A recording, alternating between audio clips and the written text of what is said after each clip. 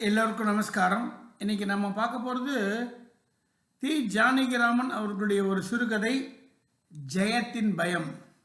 இந்த கதையை படிக்கிறதுக்கு முன்னாடி ஒன்று சொல்லிடுறேன்.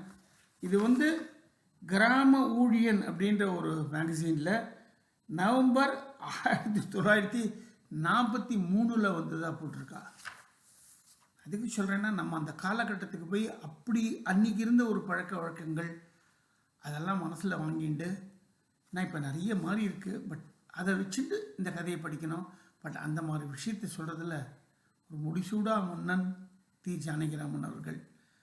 அவருடைய ஒரு சிறந்த கதை தான் இன்றைக்கி நம்ம பார்க்க போகிறோம். தி ஜானகிராமன் அவர்களின் ஜெயத்தின் பயம். புளியந்தோப்பில் கரிச்சான் குஞ்சு கூவி கொண்டிருந்தது.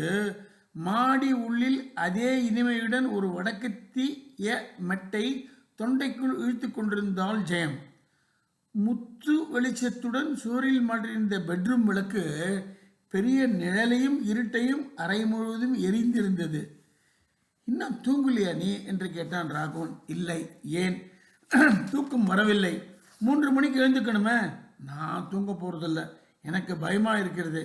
என்ன பயம்? நான் இருக்கும்பொழுது நீங்கள் இருப்பீர்கள் என்று என்ன நிச்சயம்? பெட்டி படுக்கைகளை எடுத்துக்கொண்டு நீங்கள் பாட்டுக்கு போய்விட்டால்? அந்த வார்த்தைகள் சுருக்கென்று அவன் உள்ளத்தை தைத்தன. போன வருஷத்து தீபாவளி அலகாபாத்தில் நடந்தது. தலை தீபாவளிக்கு 4-5 நாள் முந்தியே வருமாறு மாமனாரிடம் கடிதம் வந்திருந்தது. மதராஸிலிருந்து ராகவன் புறப்பட்டு போனான். ஊஹூ என்று குளிர் தாங்காமல் நடுங்கிக் கொண்டே டாங்காவிலிருந்து இறங்கினான். தொளவென்று ஒரு வெள்ளை பைஜாமா, ஒரு வெள்ளை சட்டை, மேலே மயிர்கருப்பாக ஒரு கம்பளி கோட்டு, காலில் பஞ்சாப் ஜோடு. இத்தனையும் அலகாபாத் குழு லட்சியம் செய்யவில்லை. 3வது நாள் மதராஸில் இருந்துவிட்டு அதே லேசான உடுப்போடு வந்து விட்டால் ராகவனுடைய காலெல்லாம் வலையாக கோடு விழுந்து வெடித்து போய் எரிச்சல் தாங்காமல் ஒரு செருப்பை வெகு சிரமத்துடன் கழட்டி எறிந்தான். நான் கேட்டக்கூடாதா என்று கொஞ்சிக்கொண்டே இன்னொரு செருப்பை கழட்டினாள் ஜெயம். செருப்பை தொடும்போது அவளுக்கு அதனுடைய ஐக்கியமாகி விடுவது போல இருந்தது. இந்த குளிரில் இவ்வளவு தூரத்தை கூட கவனிக்காமல் எனக்காக நீங்கள் என்று சொல்லும்போதே அவளுக்கு நெஞ்சை அடைத்து விட்டது. ராகவனும் தலையைத்தான் ஆட்டினான். அவனுக்கும் பேச முடியவில்லை.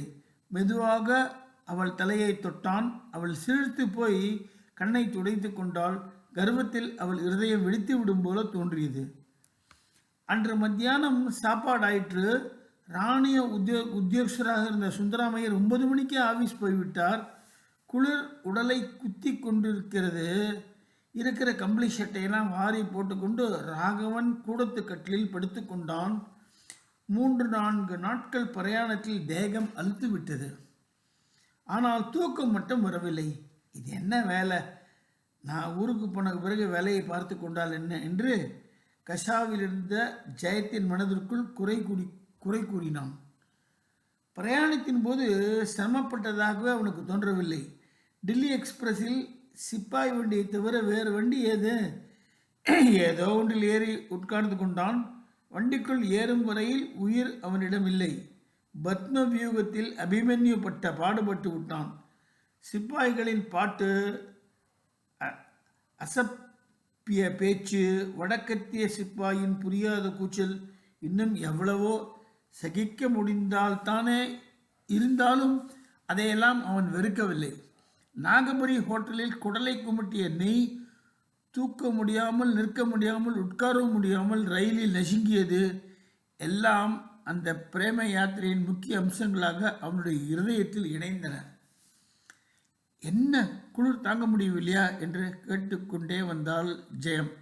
எப்படி தாங்க முடியும்? இந்த வாயில் ரவிக்கை, வாயில் புடைவுகளுடன் மட்டும் நீங்கள் எப்படி இருக்கிறீர்கள்? பழகி போயிடுத்து. அப்பா, நல்ல குளிர்டாப்பா. இப்பொழுது தெரிந்ததா?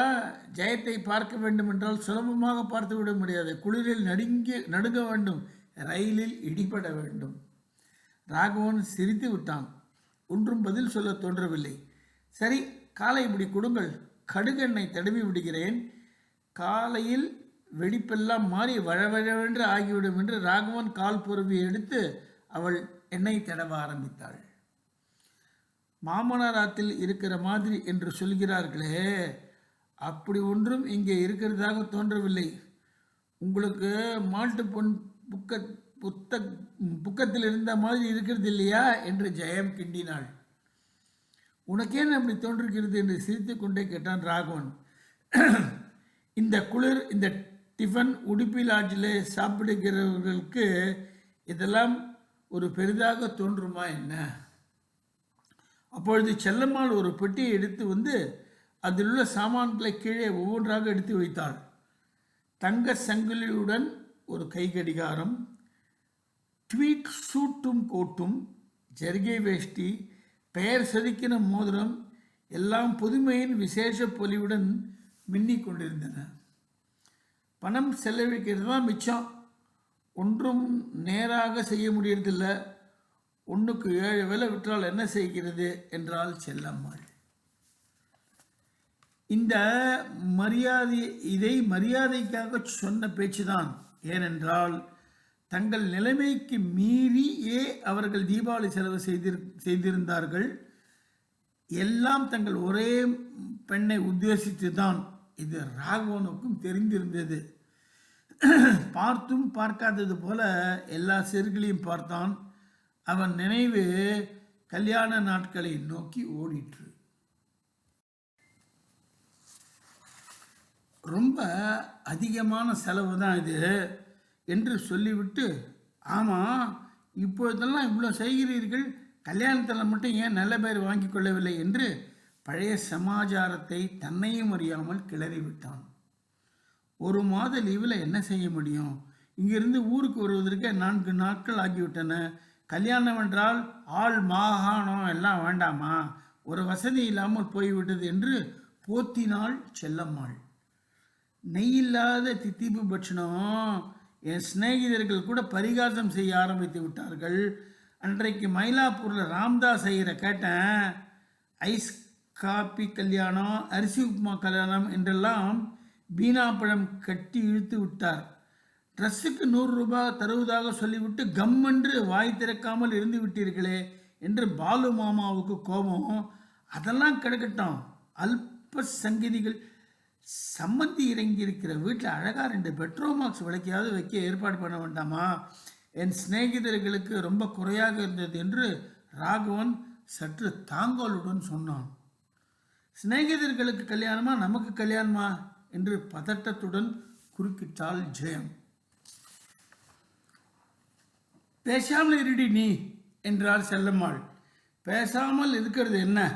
விலைக்கு வாங்கி விட்டார்களா நம்மை எது வேண்டுமானாலும் கேட்பதற்கு? அப்பொழுது கூட்டமே கூட்டி இருக்க வேண்டாமே, கெட்டு மேலும் எதற்கு? பேசாமல் மோதிரத்தை மாற்றி கொண்டிருக்கலாமே புருஷனும் பொண்டாட்டியும் என்று ஆத்திரத்தை அடக்கி கொண்டு இறைந்தான் ராகவன். எங்களுக்கு அவ்வளவுதான் செய்ய முடியும். உங்கள் சொந்தக்காரர்கள் கல்யாணத்திற்கு சொந்தக்காரர்கள் வருகிறவர்களாக இருந்தால் எங்களுக்கு என்ன? எத்தனை பேருக்கு இழுத்து கொண்டு செய்ய முடியும்? எங்களுக்கு அதற்கு என்ன அர்த்தம் என்று மனதிற்குள் கேட்டுக்கொண்டான் ராகவன். சுவாதீனத்தில் யோஜனை இல்லாமல் ஜெயம் கொட்டிவிட்டாள். நீ வாயை பொத்தி கொண்டிருக்க மாட்ட? உன்னை யார் கேட்டார்கள் இதெல்லாம்? தப்பை எடுத்து சொன்னால் ஒப்புக்கொள்ளத்தானே வேண்டும் என்று அவளை அடக்கிவிட்டு, காப்பி ஆறி போய்விடுமே என்றாள் மாப்பிள்ளையிடம் செல்லம்மாள். இப்போது காப்பி வேண்டாம் என்று முகத்தை சினுங்கி கொண்டான் ராகவன். பிறகு ரொம்ப ஆறி போயிடுமே. பரவாயில்லை, சற்று கழித்து ஆகட்டும், குளிர் தாங்கவில்லை, கொஞ்சம் வெயிலில் சுற்றி விட்டு வருகிறேன் என்று ராகவன் வெளியே எழுந்து போனான். போனவன்தான் 3, 4, 5, 7 மணி ஆகிவிட்டது. திரும்பவில்லை. இரவு 7 மணிக்கு அயர்ந்து போய் ஆபீஸிலிருந்து திரும்பி வந்த சுந்தரராமையர் 2, 3 பத்திரிகைகளை மேஜை மேல் போட்டுக்கொண்டு, என்ன மாப்பிள்ளை, சினிமா பத்திரிகை உங்களுக்கு பிடிக்குமா என்று ஹாலுக்குள் ஓரமாக உள்ள அறை பக்கம் போனார். மாப்பிள்ளையை காணவில்லை. ஜெயம், எங்க உன் ஆத்துக்காரர் என்று கேட்டார். ஜெயமும் செல்லமும் மௌனமாக நின்றார்கள். சற்று கழித்து மத்தியானம் நடந்த சம்பாஷணையை விளக்கி மாப்பிள்ளைக்கு கோபமோ என்னமோ. அப்பொழுது போனவர் வரவில்லை. இந்த வாய் தொடுக்க ஒரு நாளைக்கு கட்டி வைத்தால் என்ன? பெண்ணை பாரு பெண்ண சனியன் என்று கவலையும் கோபமும் பொங்க பேசினாள் செல்லம்மாள். சுந்தரமையருக்கு தூக்கி வாரி போட்டது. ஜெயம், எங்களை உபத்திரப்படுத்த வேண்டும் என்று என்னமா உனக்கு என்று ஒடுங்கி போய் கேட்டார். இல்லைப்பா, என்ன பெற்றுவிட்டு நீங்கள் ஊர் அவமானத்தை எல்லாம் வாங்கி கட்டி கொள்ள வேண்டியிருக்கிறதே என்று தாங்காமல் பேசிவிட்டேன் என்றாள் ஜெயம். அவமானம் என்ன அவமானம்? மனசு இவ்வளவு துர்லபமாக இருக்கலாமா? உனக்கு தாங்கலைன்னா பிறருக்கு நீ பேசுறதை தாங்க முடியுமா என்று யோசித்து பார்க்க வேண்டாமோ என்றார் சுந்தரமையர். ஜெயம் பதில் சொல்லவில்லை. உள்ளே போய் விம்மி விம்மி அழத் தொடங்கிவிட்டாள். அலகாபாத் முழுவதும் தேடிவிட்டார் சுந்தரமையர். பட்டணத்திற்கு திரும்பி போயிருப்பான் என்று நிச்சயமாக பட்டுவிட்டது அவருக்கு. பெரிய தலை தீபாவளி திட்டங்கள் நின்றுவிட்டன. காமா சோமா ஒன்று 2 பட்சணத்தை பண்ணி வைத்தார்கள். தீபாவளிக்கு விசேஷ பட்சங்கள் செய்வதற்காக வந்திருந்த லாலா திரும்பி போய்விட்டான். தீபாவளிக்கு முதல் நாள் இரவு அந்த தெருவே கந்தர்வ கோலமாக இருந்தது. எங்கு திரும்பினாலும் தீபங்கள், மத்தாப்புகள். எதிர் வீட்டு வாசலில் மத்தாப்பிற்கு பின்னால் ஒரு குழந்தையின் மலர் முகம் சிரித்து கொண்டிருந்தது. பக்கத்தில் தம்பியை இடுப்பில் வைத்துக்கொண்டு 16 வயதுள்ள ஒரு பெண் மத்தாப்பு விட்டு காட்டி கொண்டிருந்தாள். அந்த சௌந்தரியவதியின் முகத்தை சுற்றி மத்தாப்பு மௌனமாக ஜுவாலித்து கொண்டு பூ பூவாக இறைந்து கொண்டிருந்தது. சற்று தூரத்தில் ஒரு வாலிபன் இந்த காட்சியை கவிதை ரசிப்பது போல ரசித்து கொண்டிருந்தான். ராகவனுக்கு இருப்பு கொள்ளவில்லை. அவன் தங்கியிருந்த சந்து ஹோட்டலில் இவ்வளவு கோபம் வந்தா மீதி நாட்களை எப்படி கடத்துவது? இவ்வளவு பலவீனம் கூடவா நம்மிடத்தில் இருக்கிறது? நம்ம கட்சியை நம்ம தாங்கி பேசினோம். சொந்த தாய் தகப்பனாரை கொஞ்ச நாள் கழித்து பிரிய போகும் தாய் தகப்பனார்களை தாங்கி பேசும் உரிமை கூடவா ஒரு பெண்ணிற்கு இருக்கக்கூடாது? நான் மட்டும் என் கட்சியை, பிள்ளை வீட்டு கட்சியை ஆத்திரத்துடன் தாங்கி பேசினேனே. ஏன்? ஊருக்கு போனால் என்ன சொல்வது? தீபாவளி நடந்ததென்றா, நடக்கவில்லை என்றா? அப்படியானால் யாரை குற்றம் சொல்கிறது? இன்னும் உலகம் அறியாத சிறுமி ஜெயத்தையா? ராகவனுக்கு பொறுக்கவில்லை. மத்தாப்பின் ஜொலிப்பு, எதிர்வீட்டு தம்பதிகளின் மகிழ்ச்சி, ஹோட்டல்காரனின் உபசாரம் எல்லாமே பரிகாசமாக தோன்றின. விறுவிறுவென்று உள்ளே போய், ஜி கணக்கு என்னாச்சு என்று ஹோட்டல்காரனிடம் சீக்கிரமாக கணக்கை தீர்த்துவிட்டு வெளியே வந்தான். மனதில் இருந்த வேகத்தில் வழி கண்டுபிடிப்பது ஒரு கஷ்டமா அலுப்பா? அப்பா என்று கத்திவிட்டாள் ஜெயம். என்ன மாப்பிள்ளை, எங்க? பனாரஸ் போயிருந்தேன், ஹிந்து காலேஜை பார்க்க என்றான் ராகவன். இப்பொழுது ஏது வண்டி? மத்தியானமே வந்துட்டேன். நேரம் இந்த ஊரில் கலாசாலையை பார்க்க போயிருந்தேன், நாய் ஆயிடுத்து என்றான். சுந்தரமையர் பேச்சை வளர்த்தவில்லை. சாப்பிட்டு விட்டு எழுந்த உடனே ஜலம் எடுத்துக்கொண்டு கோபமா என் மேலே என்று வாடியிருந்த ஜெயம் கேட்டாள். முழுக்க கேட்க முடியவில்லை. குபு குபு என்று கண்ணீர் வந்து விட்டது. என்று தலையை செய்துவிட்டு கூடத்திற்கு வந்தான் ராகவன். லாலா கடையிலிருந்து பட்சணங்கள் வந்து விட்டன. என்ன பேசலை? போன வருஷம் மாதிரி நீங்கள் இந்த மாதிரி செய்து விட்டால் எனக்கு பயமாக இருக்கிறது என்றாள் ஜெயம். சத்தம் போடாமல் பேச என்று ராகவன் அவள் வாயை அன்புடன் பொத்தினான். மாப்பிள்ளை, நாழியாச்சு, எழுந்துக்கலாமே என்று கீழிருந்து குரல் வந்தது.